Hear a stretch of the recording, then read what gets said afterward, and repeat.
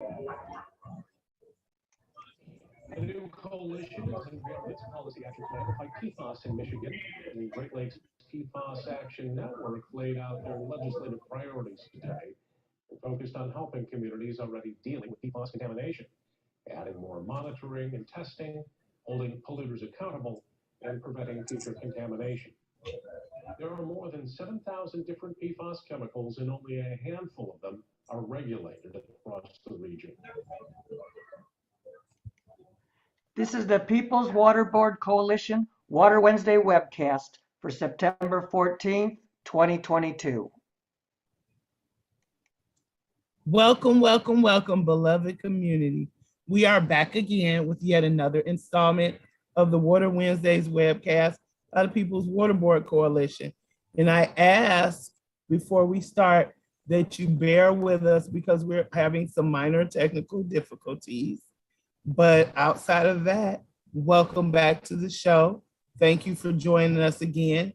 My co-host Valerie Jean Blakely, behind the scenes guy, Lou Novak. Thank you for joining me on this journey again. And today, people, this is not just a very poignant show, but it's a super important topic. This is something that's been going on for a long time. We may just be getting abreast of it. Some of you may be hearing about it, but for the first time. But today we have, and I hope I'm pronouncing your last name correctly. If I am not, please feel free to intervene. But we have Miss Cathy Wusterbarth here. You got it. She is, thank you. She is the leader of the Great Lakes PFAS Action Network community and the founder of NOW, which stands for Need Our Water. She's from Oscoda, and she is here to talk to us not just about the dangers of PFAS, but just to enlighten us on what PFAS is, because I know some of our viewers may not have even heard of PFAS before. Thank you so much for taking the time to come on and tell your story. We so appreciate it. My pleasure. Well, thanks, Nicole. I want to clarify that I'm not the leader of the Great Lakes PFAS Action Network.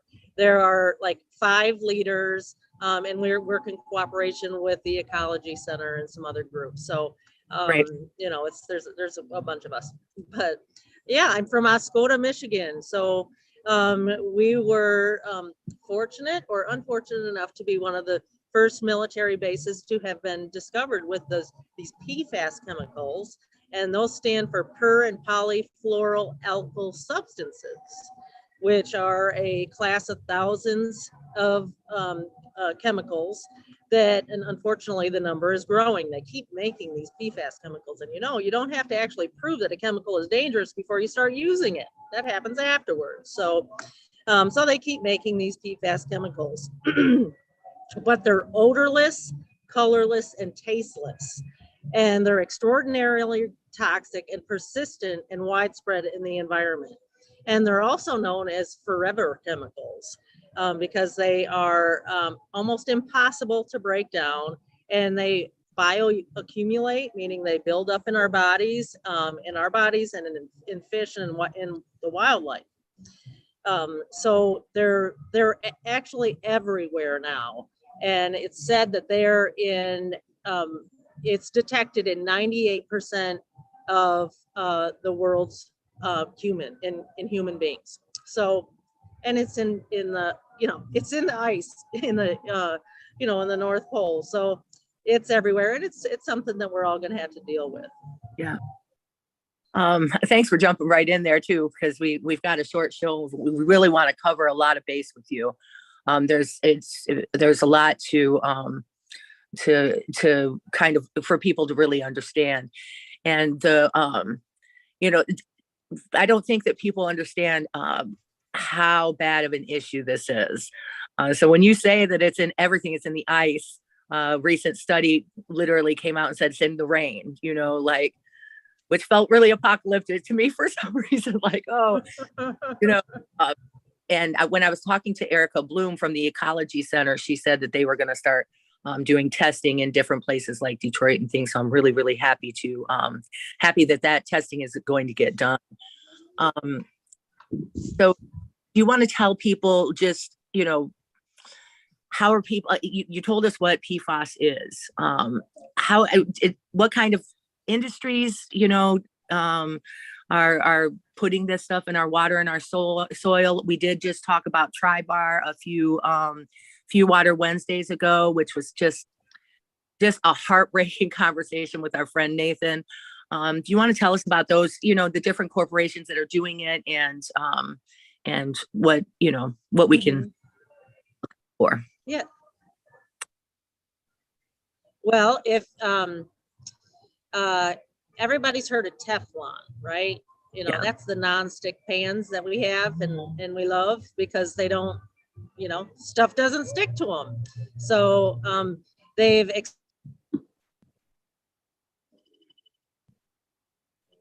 it's in our food packaging because again, can you hear me okay? It looks like my Yeah, it's okay.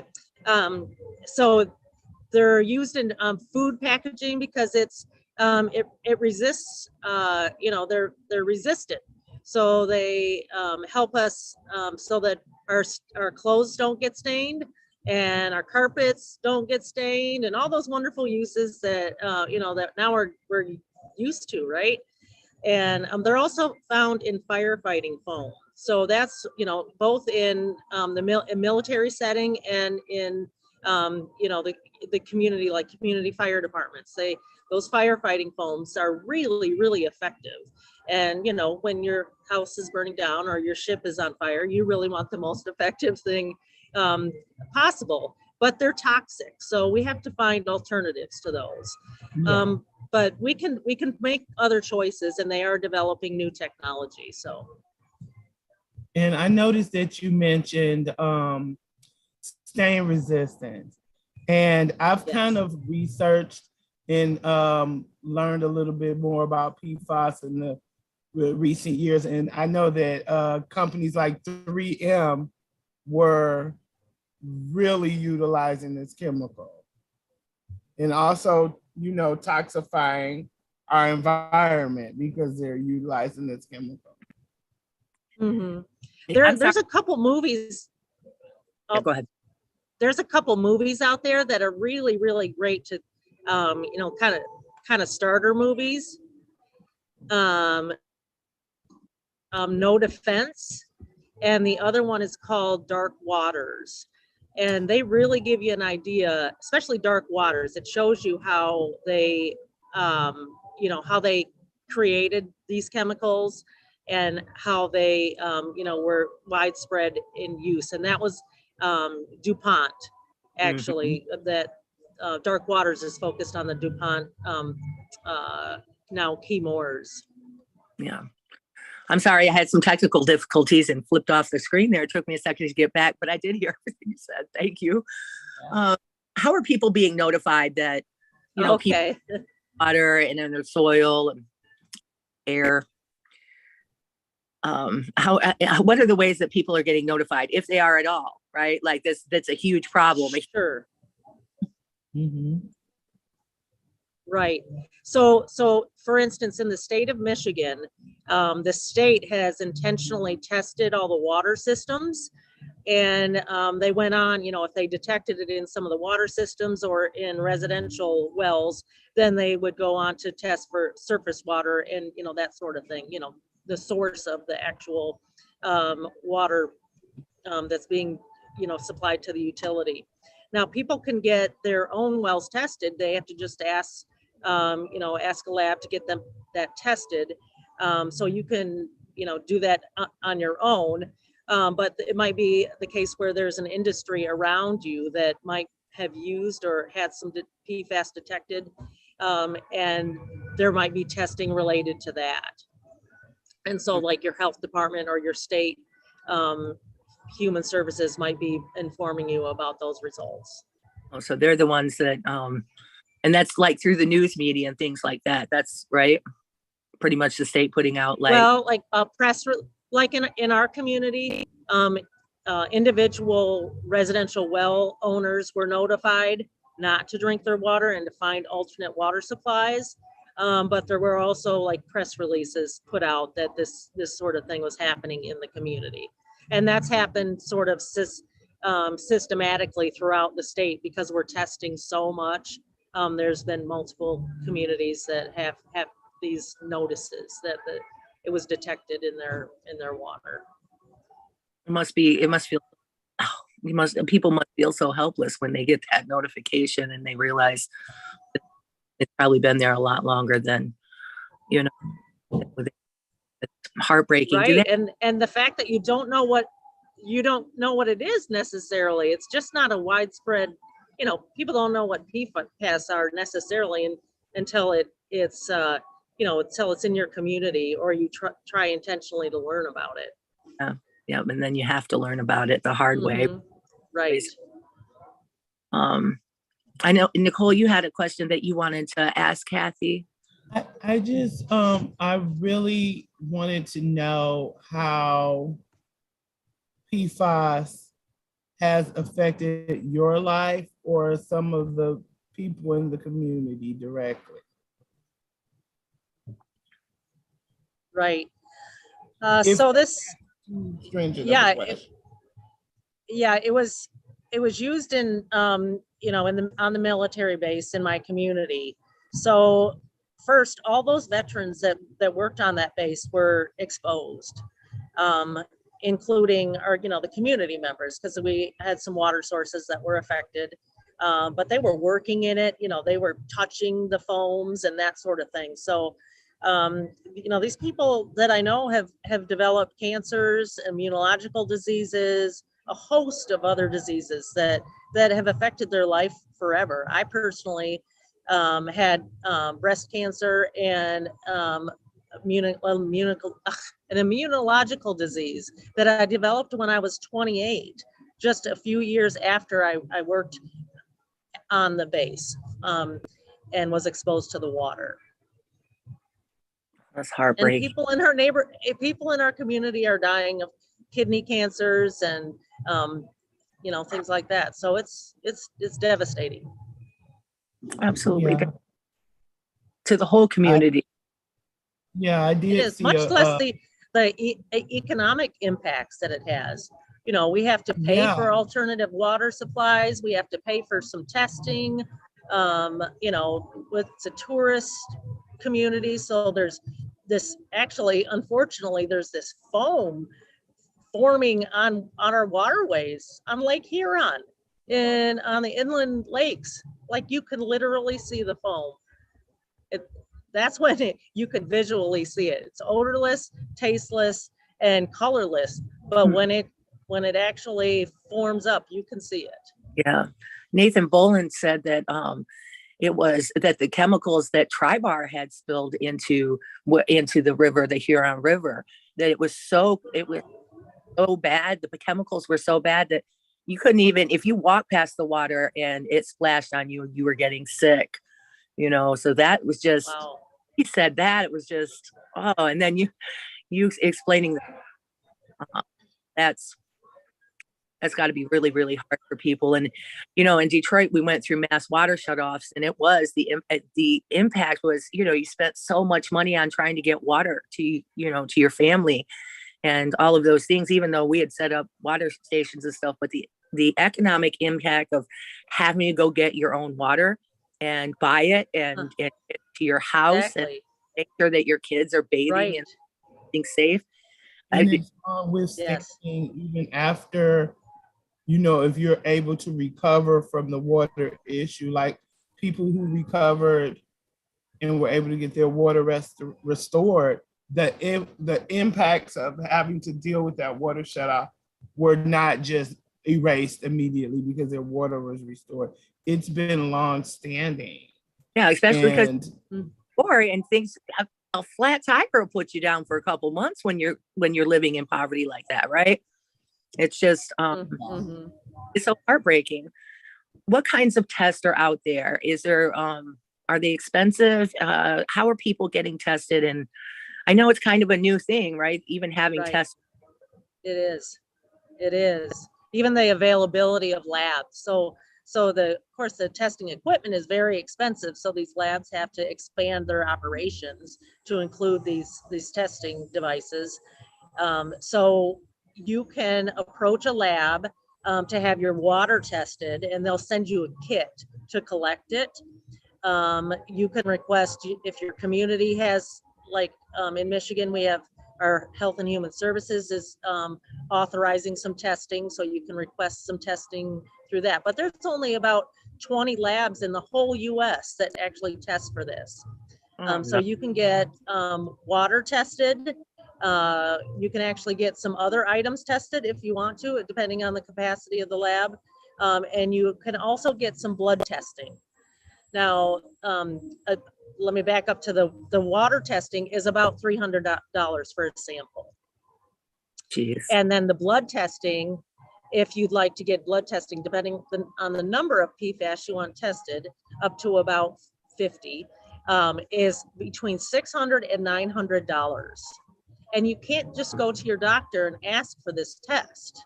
No. If there's a whole host of things that you have to do to get that blood test. It's not readily available to anyone right now. And I would imagine most insurances are not going to cover the cost of that testing. They don't even know what that is. That's right. So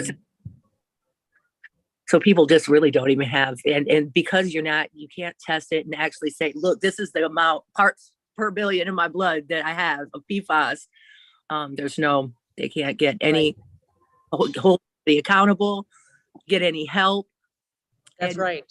You have doctors just pretty much saying, no, that's not the problem. I know I work with folks that live around the Marathon refineries. And they're all the time, like when they're having these, going through bouts of cancer or kidney failure or whatever. And they want, the doctor's like, no, it's not because you live by the Marathon refinery and you breathe in pet coke and heavy particulates every day, right? Like they're just, they really have, it almost felt like the doctors around that were dealing with the folks there were literally getting together and saying, no, we're not gonna, or like Marathon was paying them off a little bit or something, right? Because the doctor's like, no, this is not why, right? Yeah. Fortunately, can you repeat that, Nicole?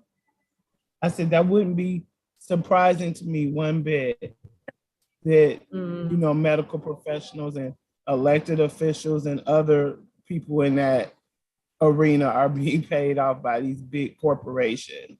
Sure. Yeah. So our community has advocated to have some testing, some blood testing, and we actually are receiving an exposure assessment is what it's called. So we will be getting some blood testing. So it's possible to get that done if your community pushes hard enough. You can get some testing like that done. So I feel very fortunate that our community members are going to have that. Yeah. But in terms of we're educating our providers and our doctors about it. We have to personally, all of us have to say, I have these diseases. Is it related to the water that I drink? I think there's PFAS in the water, and just start pushing them to understand this environmental concern that's happening. And make them actually do the research and try to figure out how they can help. That's right. When you said they tested, do you is there some sort of like mutual aid that folks are doing for folks who can't afford that kind of testing, or like is there an organization helping people get there, or everybody stay out of pocket? No, at this point, because it's it's so expensive, $600 to $900. I know of no avenue that people are taking to get tests done. People are just taking that on themselves. So again, because it's very, very difficult to get the testing done, even to get the phlebotomist to draw the blood. You just can't go to a lab and get it done. You have to there's a chain of custody form that's filled out and all sorts of complicated measures that you have to take. Well, the first thing legislature we probably need to push for is so it would be easier to get that testing. And of course, the state Exactly. and the court, of course, you can't get corporations to pay their fair share, but the state should be paying for some, especially for people who, who simply couldn't afford that. There's no way that they could just go and. Right. Not only that, and Mhm. I think we saw this particularly with Flint. The testing needs to be done on everyone, not just a specific age group or a specific gender group. Because as we saw with Flint, when they did decide that the Department of Human Services was going to provide everyone with testing through their insurance program and everybody was going to qualify if they were in that area, the only people they were concerned about testing were children because the effects of lead on their brain on children, 5 or 7 and under. But as we've seen, Valerie, in this work, there's been numerous numbers of adult residents, children over that age limit, teens, preteens, that have suffered the irrevocable damage of lead poisoning. Yeah. And it wasn't addressed because they didn't fit into that age group. Everybody. Yeah. Yeah. Right. They need to help everyone. So you know that the military has they test their the military members, right? They have blood tests. They actually keep in our community they have studies that have already been done, and they could test for PFAS with the already collected blood that they have, and they refuse to do so. I mean, that's the easiest thing to do, is make sure that military members know what's happened to them, that were exposed. So it's you said it's difficult to get those polluters to take responsibility for what happened. Yeah. Well, what can people do? What kind of actions can people take? I know that folks can. You guys have a Facebook page, website. I think website as far as the PFAS network. Yeah. Tell people what they can do to get involved. Yes. The actions they can take. Okay, well, in terms of, first off, protecting yourself, making sure that if you are concerned or if you suspect that there may be some PFAS contamination in your area, asking your local water supplier if they've tested. So, you call the utilities, say, hey, have you done PFAS and what are the results? And then if you have a residential well that you think might be affected, you can try to find some testing for that, like I had mentioned. And then there's, along with our Great Lakes PFAS Action Network, which is, obviously in the Great Lakes region, we have lots of resources on that website. There's also a website called PFAS Exchange. That is, or PFAS Exchange .org. That actually has a lot of information in terms of resources throughout the US. So I would direct people to that. And it does give you some things that you can do in terms of taking action in your community. So you can join with one of these groups, connect with one of these groups. And if the issue gets really serious, you can create your own group like we did in Oscoda to advocate for ourselves and make sure that things were getting cleaned up. Mm-hmm. Is there things getting cleaned up in Oscoda? And lastly, Valerie, well, very, very slowly. And lastly, and this is a hard ask for people, but to identify those consumer products that use those chemicals and don't buy them. Our dollars are the most effective thing that you can do with choosing products. So don't buy those stain resistant items. Yeah. Yep. So much for coming on and having this conversation. I do ask that our viewers share this, that they have conversations with their community, and that they're taking steps to protect themselves, but also educating themselves and their community on it. So important. it's heartbreaking to hear what happened in your community, and it's not right. And we're all really facing this moment where we've got to handle these things and clean them up and fight for the people who have been harmed, so terribly harmed, whole families and communities, right? So thank you so much, Kathy, for your work on this, and I know that you do it every day. So all of the, so much love for that and the work that you do, and thank you, Nicole. And Rosalind and Lou in the background, thank you for doing your the tech stuff. And yeah, until next time, my friends, stay afloat. Bye. Bye. Thank you.